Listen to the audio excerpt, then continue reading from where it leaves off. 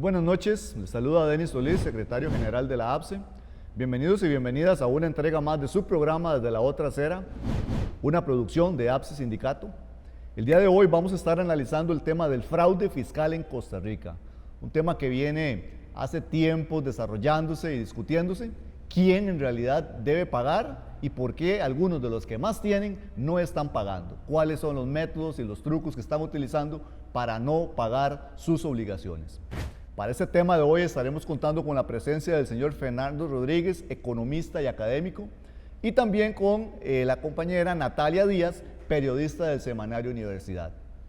Por supuesto contamos y le damos la bienvenida a nuestra compañera y economista Sofía Guillén, con la cual estaremos desarrollando este tema.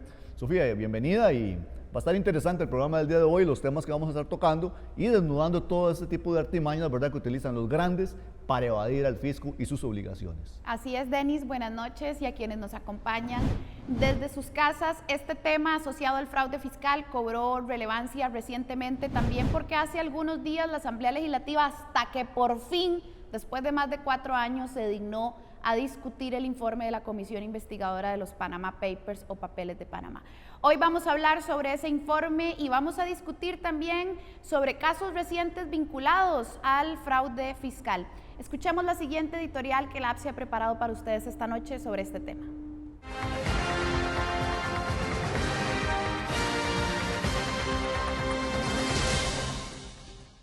¿Recuerdan ustedes cuando en el 2016 se destapó el escándalo mundial de los Panama Papers? En una de las investigaciones periodísticas más grandes de todos los tiempos, nos dimos cuenta de algo que era cada vez evidente. Los ricos más ricos del mundo usan artimañas legales muy complejas para evadir, eludir y defraudar prácticamente a todos los estados del mundo. Se destapó una red criminal con sede en el despacho Mossack Fonseca de Panamá, donde los ricos eran los villanos. Costa Rica evidentemente también fue protagonista, pues se encontró que varios personajes de la política y la economía nacional tenían negocios en paraísos fiscales con tramas complejísimas para evitar pagos a Hacienda y a la Seguridad Social. Uno de los exministros de Hacienda de ese gobierno reconoció que la evasión y el fraude fiscal en Costa Rica llega al 8% del PIB. 8%, eso es más de lo que en este momento el gobierno destina al total de la educación pública del país. Con ese dinero podríamos financiar educación, EVAIS, viviendas para todas las personas. Podríamos cerrar el nefasto déficit fiscal que está carcomiendo las finanzas públicas. Podríamos crear empleos de calidad para las personas jóvenes y las mujeres. Podríamos financiar obra pública, pero construida por el MOP o por el ICE, porque una de las empresas más grandes de construcción, MECO, investigada por el famoso caso Cochinilla, tiene acciones en paraísos fiscales de las Islas Vírgenes Británicas.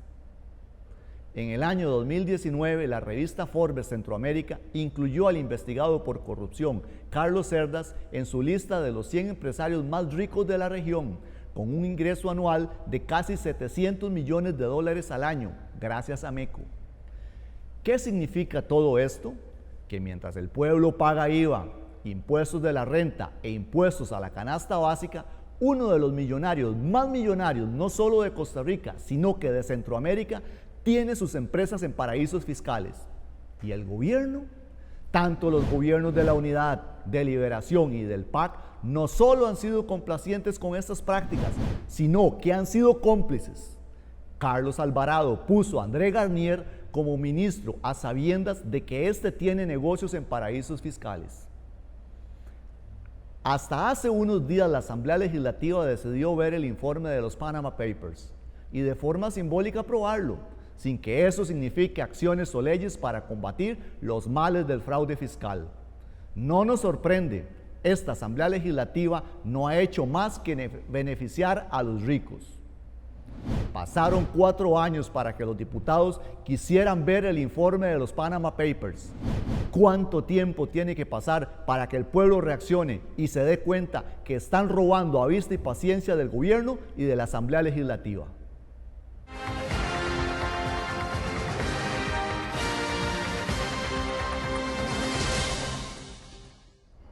Bueno, y después de escuchar este editorial, les recordamos que el tema de esta noche es el ABC del informe de los Panama Papers o papeles de Panamá, el fraude fiscal en Costa Rica. Vamos a un corte comercial y regresamos con nuestros invitados e invitadas. Te prometo que te voy a acompañar siempre. Pasarán meses, años y seguiremos juntos. Porque mi compromiso es cuidar tu pensión complementaria antes y durante tu jubilación. Vida Plena, operadora de pensiones.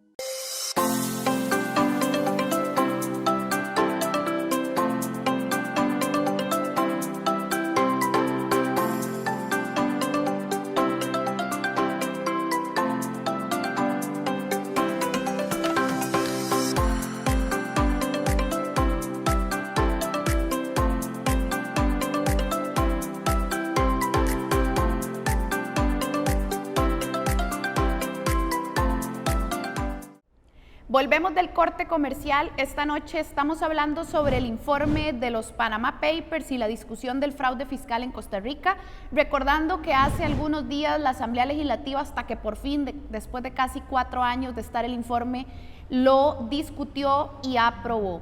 ¿Qué significa esta aprobación? ¿Qué decía el informe de los Panama Papers? ¿Qué son los Panama Papers y cuáles son los vínculos que se reflejaron en este caso? Veamos. En el 2016, estalló el escándalo mundial de los Panama Papers, relacionado al fraude fiscal por medio de paraísos fiscales. Pero, ¿cómo se destapó ese escándalo? ¿Qué significan los Panama Papers? Panama Papers podría definirse como la investigación periodística más relevante y más masiva de al menos los últimos 20 años de historia. Es un caso que vincula a una serie de documentación legal y financiera a un único bufete en Panamá de Mossack Fonseca. Esto, digamos, explotó en realidad en un diario en Alemania que reciben un tip anónimo con la información. Estamos hablando de que es un paquete de información de alrededor de 2 teras, o sea, es gigantesco.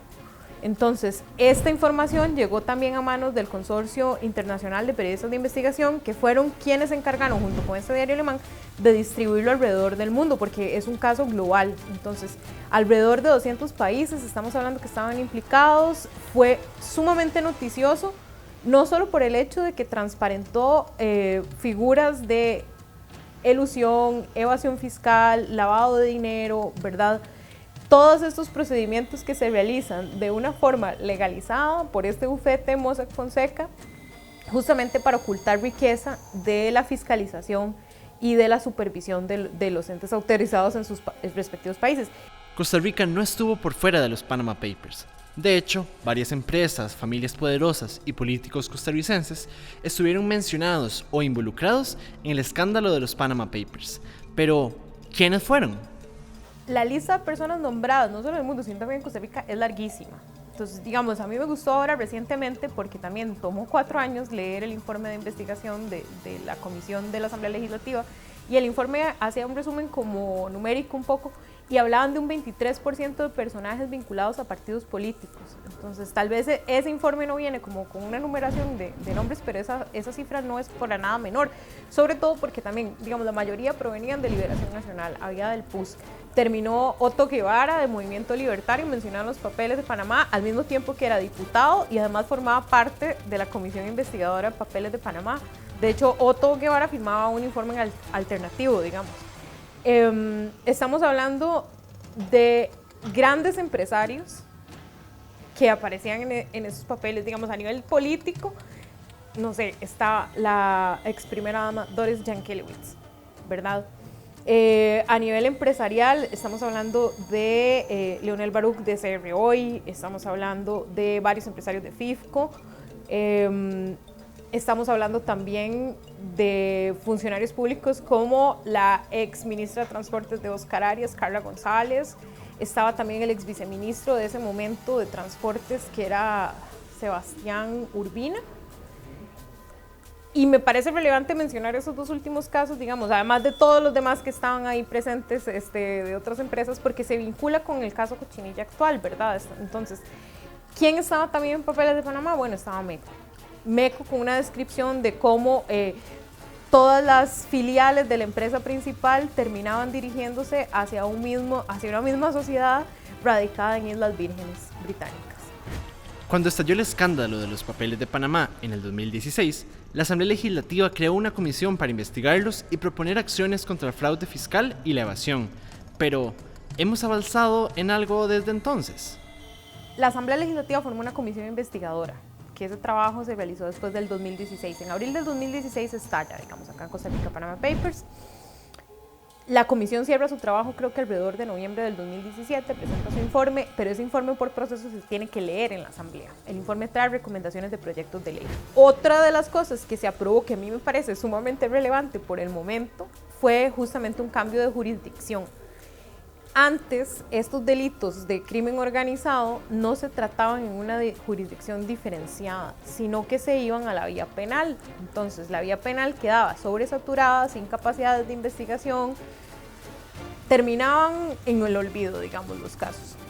Esta nueva jurisdicción lo que hace es crear una unidad propia en el OIJ para la investigación de crimen organizado, que recibe apoyo de Fiscalía General, y bueno, qué mejor resultado de este cambio, digamos, en la jurisdicción que el caso Cochinilla, ¿verdad? Que tiene ya las dos fuerzas, digamos, de la investigación policial del OIJ con escuchas de conversación telefónica, Fiscalía en su acompañamiento, y bueno, este caso no habría salido a la luz pública si no fuera considerado un crimen organizado de las empresas constructoras MECO y H. Solís. Otra de las recomendaciones que me parece muy importante, que todavía falta aplicar, es una prohibición absoluta a altos cargos públicos de que participen comercialmente en paraísos fiscales. Entonces, de nuevo, es una sugerencia que podría ser fácil de redactar, ¿verdad? Es claro que hay muchos intereses ocultos para que la evasión y la elusión fiscal sigan a la libre. Mientras tanto, los gobiernos han sido permisivos y cómplices con estas prácticas nocivas para el país.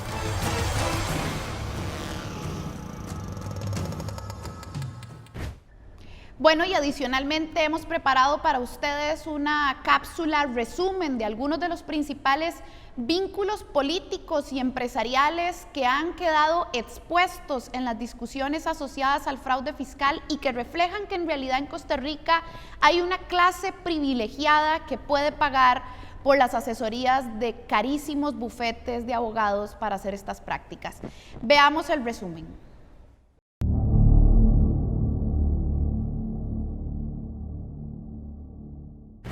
En el año 2016 estalló uno de los mayores escándalos sobre fraude fiscal en la historia moderna, los famosos Panama Papers. La red de políticos y empresarios en todo el mundo que usaban al bufete Mossack Fonseca como centro legal de asesorías para evadir y eludir era enorme. En Costa Rica, este escándalo destapó una gran red que supuestamente incluía a personas vinculadas a partidos políticos como el PUSC y el PLN, y a figuras como Otto Guevara y hasta Juan Diego Castro. Además, los papeles de Panamá mencionaban a reconocidas empresas que empleaban artimañas legales para esconder fortunas y evadir impuestos. El informe de investigación legislativo acabó señalando redes que incluían al Grupo Nación, a miembros vinculados con Alcatel, a la famosa tornillería Torneca y a la familia Yankelewicz, quien era accionista de la corporación Jamber S.A., que recordemos que había sido investigada también por supuestos movimientos financieros irregulares. Lo indignante es que después de 4 años de emitido este informe de la comisión legislativa que investigó el caso, hasta hace apenas unos pocos días decidieron hasta que por fin discutirlo y aprobarlo en la Asamblea Legislativa, lo cual es un paso muy importante, pero aún falta que hagan ley las recomendaciones del informe. Ya veremos si lo hacen. Así, mientras en Alemania pedían el arresto de los abogados principales de este entramado fraudulento, en Costa Rica la justicia aún es demasiado lenta para castigar los delitos por fraude fiscal. Más aún, no solo no se castiga a tiempo, sino que algunos gobiernos hasta premian a los supuestos vinculados con algunos puestitos. Y por si fuera poco, el reciente escándalo sobre la constructora MECO nos recuerda que en este país se ha vuelto costumbre eso de las actividades en paraísos fiscales, las prácticas elusivas, las dádivas corruptas y hasta la suspensión de contratos de las personas trabajadoras mientras las altas jerarquías dan algunos sobornitos millonarios. Todo entremezclado y revuelto porque al parecer los privilegiados de este país tienen permiso para hacer cualquier cosa.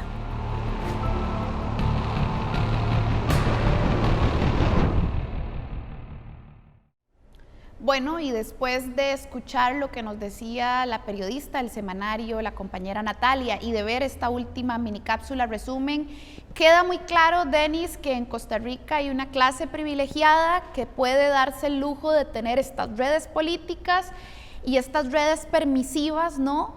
Y contratar a un bufete como Mossack Fonseca carísimo para que le administre y le ayude con la logística de prácticas elusivas, fraudulentas.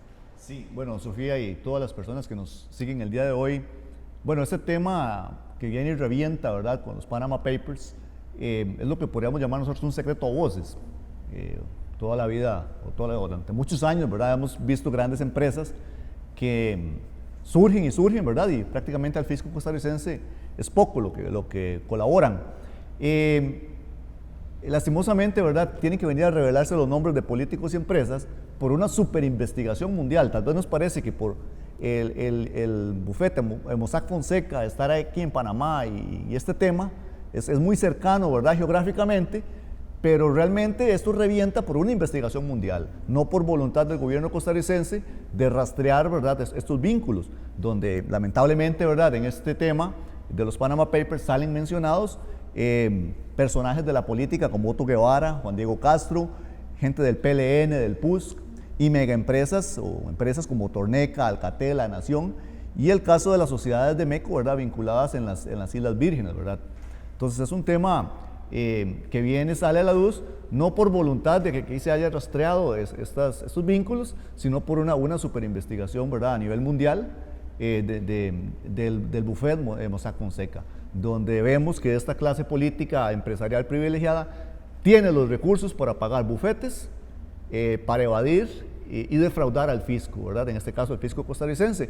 En este caso sale el bufete Mossack Fonseca en Panamá, pero sabemos que aquí en Costa Rica hay bufetes especializados en evadir y eludir y ayudar a estos grandes empresarios y políticos a no pagar sus obligaciones fiscales y afectar al pueblo costarricense en general. Así es, y bufetes que son carísimos, no cualquiera los puede pagar.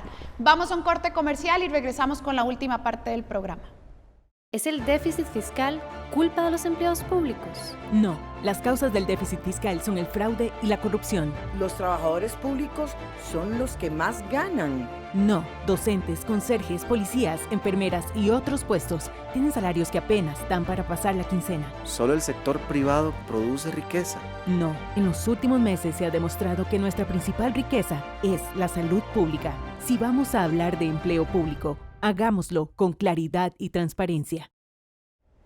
Volvemos del corte comercial. Esta noche estamos hablando sobre el ABC del informe de los Panama Papers o papeles de Panamá y las prácticas fraudulentas asociadas. Recordemos que los Panama Papers fueron un escándalo mundial que estalló por ahí del año 2016. En Costa Rica se abrió una comisión legislativa que investigó el caso, que en 2017 elaboró un informe y hasta este año 2021, más de 4 años después, es que la Asamblea Legislativa se dignó a finalmente discutir y aprobar este informe de investigación. Y para profundizar en la última parte del programa nos acompaña don Fernando Rodríguez, ex viceministro de Hacienda, economista y además académico universitario.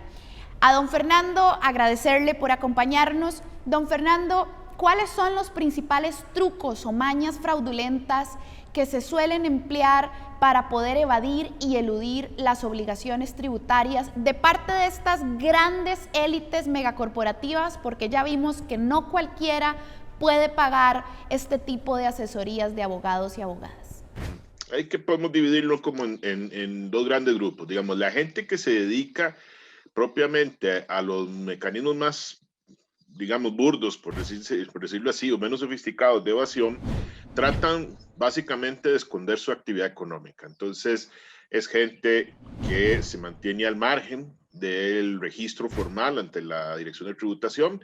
Es lo que Tributación llama ocultos, o sea, son contribuyentes que no están en el radar, que tienen actividad económica y que no declaran. Digamos, ahí puedes ubicar sobre todo negocios pequeños, micronegocios, personas que realizan actividades personales, profesionales, ya sean formales o informales, ¿verdad? Desde otras perspectivas, pero que están fuera del radar de tributación. Inclusive gente que realiza actividades formales y que pues declara solo una parte de su actividad, o sea, subdeclara sus ingresos o esconde una parte de ellos. Después está la gente que realiza maniobras más sofisticadas, ¿verdad? Para evadir. Ahí lo que vas a encontrar a su vez son otros dos tipos de maniobras en general.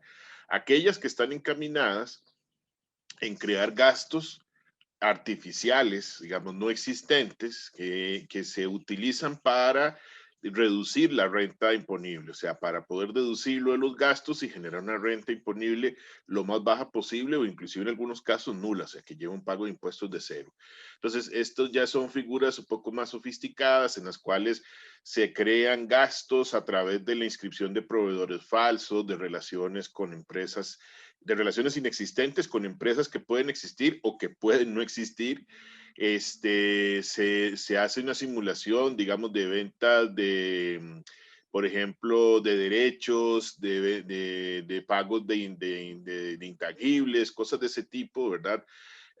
Digamos, un caso muy conocido, no voy a especificar cuál, no puedo, pero por ejemplo, muy conocido y muy, con una fraude muy oneroso, era un caso en el cual la empresa había vendido sus derechos de imagen, su logo y una serie de cosas a una subsidiaria que había en una isla del Caribe, en un paraíso fiscal, y se generaba un gasto deducible a través de pagar royalties por el uso de esos intangibles, ¿verdad? Entonces, eso es otra forma de hacerlo. Y una que todavía más sofisticada es trasladar estas rentas a otros lugares donde existe un pago de impuestos mucho más bajo a través de mecanismos como, por ejemplo, los precios de transferencia, que básicamente yo simulo que existe una transacción con otra parte, digamos, con una empresa que está vinculada a mí, que está ubicada, por ejemplo, en un paraíso fiscal, y vendo mi bien o mi servicio a esa empresa vinculada en otro lugar a un precio bajo y desde este lugar se hace la venta final a donde va a dirigirse el producto, sobre todo cuando se trata de productos de exportación, y ahí queda la renta, o sea, se vende el precio que es y ahí queda ubicada la renta en un lugar donde no hay impuesto de renta o el impuesto de renta muy bajo. Bueno, la gran pregunta del millón es cómo arreglar este tremendo problema que evidentemente tiene tantos años de existir en Costa Rica. Digo, ahora sale el caso de que MECO tenía sucursales vinculadas a las Islas Vírgenes y supuestamente citadas en los Panama Papers. Bueno, pero sale casi 4 años después de un informe que se supone que transparentó todo esto. ¿Cómo hacemos para arreglar el fraude fiscal? ¿Cómo hacemos para combatirlo? ¿Y por qué no avanzan las soluciones si se supone que ya están escritas? Para una persona que no paga impuestos y que se aprovecha de portillos, exoneraciones y falta de controles, modificar estas cosas es como crearle un impuesto nuevo, ¿verdad? O sea, la gente a veces ve que hay sectores poderosos económicamente hablando y grupos de presión que no quieren que se creen impuestos en determinadas actividades, pero es la misma presión la que existe, o quizás más, cuando uno busca mejorar las capacidades de la administración tributaria. Se ha creado aquí una idea de que cuando la administración tributaria pretende mejorar esas capacidades o quiere convertirse en un ser todopoderoso que todo lo controla y lo conoce, como si estuviéramos cerca de ser, por ejemplo, la administración tributaria país desarrollado tipo el IRS en los Estados Unidos, lo cual no tenemos acá, ni somos eso, o que se pretenden a través de ciertos mecanismos quebrar los pequeños negocios. Vea, ese tema de los pequeños negocios es un argumento falaz al que se recurre muy a menudo. No, mire, es que ustedes si hace eso, se quiebran las pequeñas empresas, que van a quebrar estas de este lado, que esas personas no van a poder operar más. Entonces, claro, se crea miedo a través de eso, argumentos falsos, no hay una discusión técnica de fondo, y no hay país en este mundo que tenga una administración tributaria eficiente donde la administración tributaria tenga potestades amplias. No existe ninguna manera de tener un mejor cobro de impuestos sin mejores condiciones para la administración tributaria en términos de marco legal y de acceso a información. Y bueno, además de condiciones materiales de trabajo. Bueno, agradecemos a don Fernando por el tiempo que nos ha brindado y también a doña Natalia en la parte anterior del programa por las preguntas a las que nos ha ayudado a darle respuesta. Quizás vale la pena en este cierre mencionar, Denis, que el informe que acaban de discutir y aprobar en la Asamblea Legislativa, un informe que duraron más de 4 años en ver, recomienda algunas propuestas concretas para combatir el fraude fiscal, como la aplicación de renta mundial. Una propuesta que no ha logrado avanzar en la Asamblea Legislativa por más que está recomendada por organismos internacionales y por la Comisión Investigadora de los Panama Papers. Sí, muy bien. Bueno, definitivamente esta investigación periodística que se realizó de los Panama Papers causó un gran impacto a nivel mundial. Y bueno, aquí en Costa Rica prácticamente se le entrega al gobierno costarricense en las manos, ¿verdad?, el nombre de todas esas empresas que aparecen ahí, ¿verdad?, una serie de recomendaciones también. Y parece que en estos años no ha habido voluntad política, y es que esta clase político-empresarial se ha acostumbrado a todas estas malas prácticas a través de los años. Se ha encontrado un sistema, por decirlo así, de leyes totalmente débil y alcahueta en este país, ¿verdad?, que ha sido permisivo con ellos totalmente. Y yo le digo a todos los que estamos viendo, están viendo el programa el día de hoy, señora, señor, lo que estas grandes empresas están evadiendo en paraísos fiscales, lo que ellos están dejando de pagar al fisco, lo tenemos que pagar usted y yo. Somos nosotros los que tenemos que pagar y poner todo ese dinero que ellos no están poniendo, y esto es totalmente indignante. Estamos viendo hoy en día, con el caso Cochinilla, ¿verdad?, empresas que han gozado de amnistías tributarias, que sus nombres aparecen en paraísos fiscales y definitivamente se ven vinculados ahora, como en este caso Cochinilla, en el pago, ¿verdad?, de dádivas a funcionarios para ser beneficiados con concesiones de obra pública. O sea, han vivido pegados, como dice uno popularmente, del Estado durante un montón de años, y lo hablabas en el otro programa. Se creó la ley de concesiones, que es que para abrir la competencia, bajar precios, un montón de cosas, y resulta que estamos viendo, como lo decías el otro día, que 2 empresas en Costa Rica acaparan el 86% de lo que son los contratos de obra pública del Estado y aparecen vinculados ahora en un escándalo como el caso Cochinilla. Esos son los privilegiados Esos reales. son los verdaderos privilegiados, y después vienen y nos echan las culpas, ¿verdad?, al empleado público, al trabajador, de verdad, de las causas del empleo, del problema fiscal del país, cuando estas son las verdaderas causas estructurales. Y APSE lo viene diciendo, no ahora, lo viene diciendo desde hace años, que aquí en Costa Rica definitivamente hay que entrarle fuertemente a lo que es la evasión y la ilusión y dejar esta alcahuetería. Desde la APSE, desde el 2018, venimos hablando del tema fiscal, hemos venido proponiendo en la mesa de diálogo renta mundial, prohibición para que funcionarios públicos tengan negocios en paraísos fiscales, por supuesto que leyes más fuertes, proyectos contra el lavado de dinero, pero en esa Asamblea Legislativa y el gobierno no ha habido voluntad para atacar estos verdaderos problemas estructurales, sino que se sigue con el mismo discurso en contra del trabajador. Así es, les tomó más de 4 años ver el bendito informe de los Panama Papers, que dicha que hasta que por fin lo vieron, último año electoral además, es cuando lo están viendo, es probable que no les dé tiempo para avanzar en los proyectos de ley que corregirían el problema de fondo. Así que acá hay una clase privilegiada que puede acceder a mecanismos fraudulentos, que recibe exoneraciones, amnistías, perdones, condonaciones, que le dan permiso de reducir jornada y suspender contratos, mientras supuestamente entrega dádivas e incurre en actos de corrupción. Tenemos que cuestionarnos quiénes son los verdaderos privilegiados de este modelo de desarrollo. Y reitero, Sofía, lo que esas empresas evaden y no pagan, lo tenemos que seguir pagando los ciudadanos de a pie, el televidente, el que nos está viendo el día de hoy, de nuestros bolsillos y de nuestro trabajo. Tenemos que pagar y reponer lo que esta gente deja de pagar. Así es, con el IVA, por ejemplo. Bueno, hemos llegado al final del programa, agradecemos mucho su compañía y a nuestros invitados e invitadas, y pues nos vemos la otra semana con otro episodio más en Desde la Otra Acera. Muchas gracias.